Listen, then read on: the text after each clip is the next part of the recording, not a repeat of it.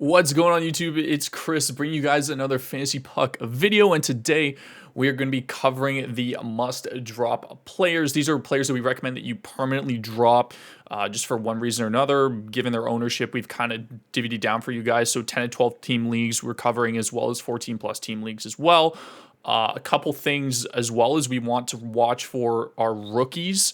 A lot of them will be coming up on their kind of like 9-game trial in the next couple weeks, and we do tend to see a lot of the first-year guys either get sent back down to the AHL if they're not performing at a level where they're playing in the top 6 and contributing to the team. Or so we definitely just want to keep an eye on some of those guys, and we'll go over some of those players. And then you guys are absolutely insane. We're 400 subs away from 5K. I swear, like 2 weeks ago, probably longer than 2 weeks ago, like a month ago, we were at 3K. You guys are just insane with the love and support lately. So be sure to hit that subscribe button. We got a lot more content coming your guys' way. The season is just getting started, and do make sure to check out our premium options in our Patreon, including our trade analyzer. A lot of you guys have questions already about trades and stuff. If you guys just want an statistical breakdown based off of our projections for each of those players, definitely look at our Patreon. It's pretty sure it's like $5 a month, really affordable. If you guys are interested in that, definitely check that out. All right, so let's get right into it. We're going to start off with rookies. And first off, we got Shane Wright. A lot of people were super hyped about him. A lot of people were actually like very hesitant at the same time, just because like they were unsure of whether or not he was going to make the team. He is on Seattle, but unfortunately he's playing fourth line right now. He's been a healthy scratch for 2 games already, and he's averaging only around like 6-7 minutes a night. So I recommend that you guys just drop him altogether. 10% owned. Like, I get it, you hold him because of the upside. He could have made like a big splash, and unless things drastically change in the next couple weeks, I think Shane's probably just gonna get sent down to the AHL. So I just recommend dropping Shane Wright to begin with already. Same kind of story with Marco Rossi. Barely plays. He was a healthy scratch last game. Only sees fourth line and power play. It's pretty much the same story as Shane Wright. I would love it if Rossi got an opportunity to play in the top 6, and he was somebody that I've kind of been high on just like as a player. But, you know, unfortunately, he's just not getting the ice time for him to be fantasy relevant. Alexander Holtz is definitely somebody that I'm kind of holding out on. Number one, he got moved up to the first line tonight. He's playing with Hischier and Palat, so I'm just kind of holding and seeing where his ice time allocation goes moving forward. He's 4% owned, so he should be readily available. I still think he has upside, as well as Dylan Holloway as well. I'm also holding on him because of the potential of him playing in the top 6. I know he hasn't gotten a lot of time in the top 6 to start, and honestly, like, he could be sent down to the AHL as well.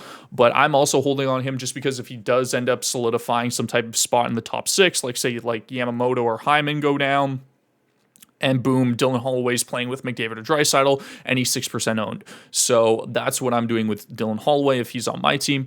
And then Perfetti is probably the safest guy to hold because of his time on ice allocation right now. He's getting over 16 minutes a night, playing line 2. But he hasn't really done much in his first couple games. But I'm just holding, if you own Perfetti, like, I wouldn't worry too much about it. I just hold on him to see kind of where he ends up in terms of his production going forward. So those are just some general people to keep an eye on. The rookies, just an overall summary for you guys. So definitely make sure that you keep an eye on those guys.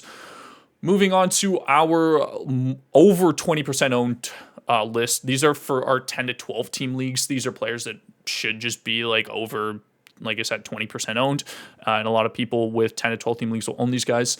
First up, we got Noah Hannafin. This might be a little bit too early to tell, but I definitely think he's a drop in points leagues. Hold if you need peripherals for sure. It's just because like he's kind of like lost his spot in the lineup. He's still playing top 4. He just wasn't given as much ice time as we saw towards the latter half of last season, especially with Mackenzie Weir coming in. I know he plays on the right-hand side and doesn't inadvertently affect Hannafin, but we've just seen him kind of like have his average time on ice drop a little bit. So something to keep an eye on. But there's just like other defense that I would rather have, honestly. Like if you need some power play one upside, like Barry's available. He's like 67% owned. If you want better peripherals like shots, blocks, hits, a guy like Ivan Provorov is good. Don't pick him up if you're in plus-minus leagues. Actually, Philly's done pretty well so far. So I'm still a little hesitant on that, but we'll see.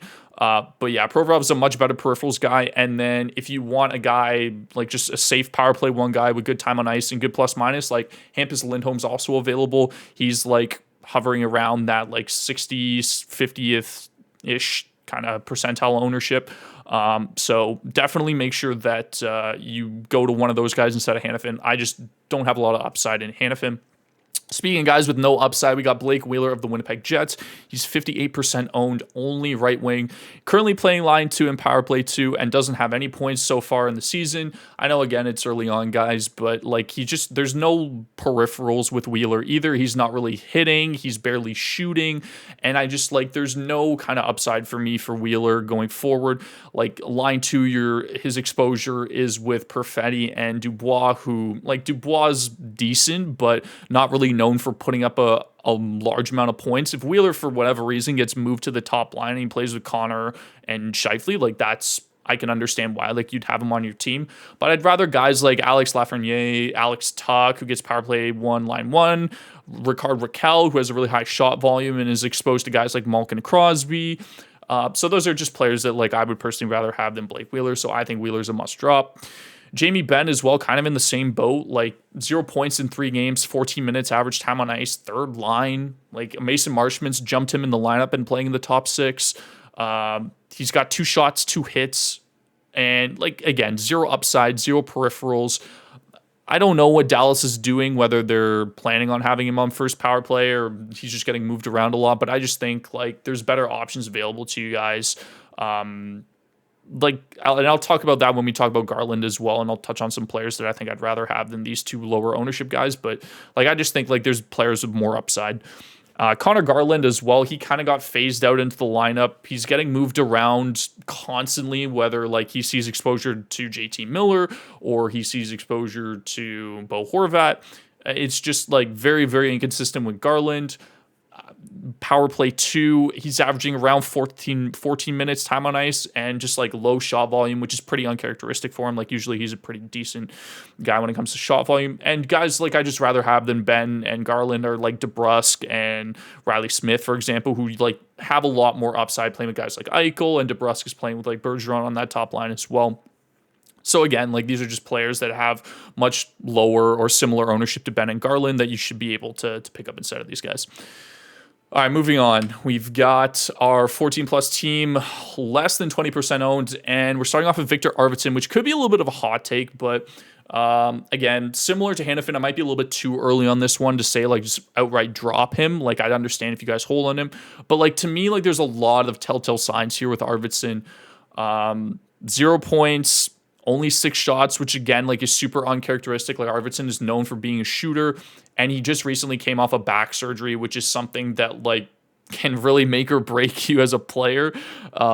So, like, that's a little bit of a hot take, but, like, I'll talk about I would rather stream someone that I know is going to get it's just like safer, you know? So, dude, it's really the injury that scares me the most with Arvidsson, guys. And then you're getting exposure to like Philip Deneau and Trevor Moore. And the third line in LA has just been incredible so far to start the season. So I wouldn't be surprised if that line just gets lower time on ice going forward anyways.